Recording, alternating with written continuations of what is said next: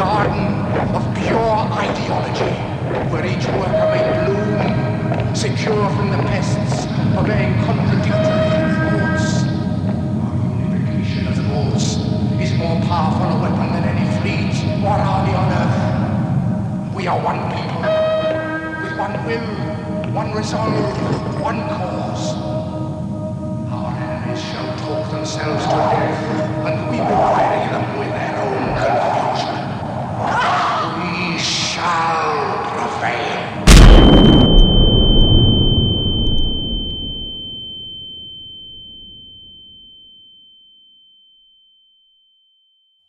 Here to help me understand the world we're living in, I'm sorry, I mean 1984 by George Orwell, the great Dave Rubin. That is not a joke.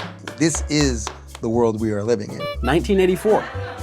Tell me if this sounds to you like a paragraph of a novel or like a news story about our world right now. Wait, you could literally pick any quote from the book and it is applicable now. Yes. Basically using language to confuse people. Just a quick summary for those of you who haven't read it yet. I guess you're getting the real life experience of it. Branding, it's all about branding. It's all about branding. Branding. Yes. What is 2 + 2? Yeah. And what is 2 + 2 is 4.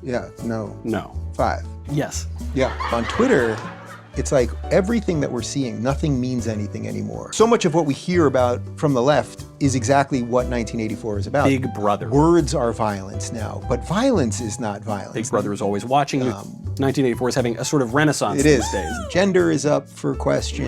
2 + 2 eventually will be 5. War is peace. Freedom is slavery. Ignorance is strength. It's the anti-racists who are the racists. 2 + 2 = 5.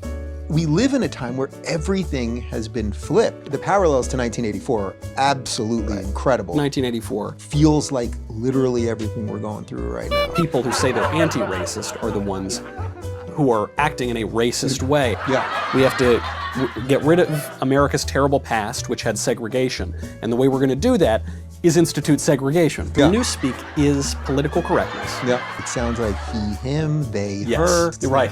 There's obviously some parallels to the way the Nazis use language and things like that. When you call him, her, there's this endless destruction of everything that's true. The word fascism no longer has any meaning. All fascism means is something I don't like. You call everybody a Nazi? Congratulations, now nobody's a Nazi. Doublethink. I guess that's really what the book is about in many ways, more than anything else. I'm obviously frustrated as I read this because I look around and I say, oh my gosh, it's really happening. We see many versions of that right now with political correctness, which is sort of like, if you keep everybody completely politically correct all the time, suddenly we'll all start wanting to be not politically correct. When I think of Newspeak, Big Brother, political correctness, which is our own version of Newspeak, Newspeak, Winston writes in his diary, he says, if there is hope, it lies in the proles, like the proletariat. There's another word for that.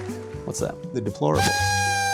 The deplorable. That's exactly what it means. Doublethink. Kind of feels like now, doesn't it? It does. Yeah. The people who are the most politically correct now, they are miserable.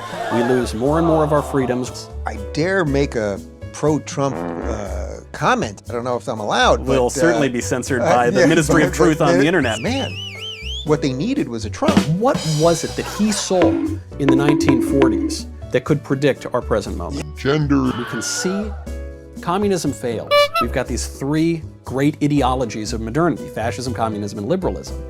We thought that liberalism was the last one standing, it's the end of history.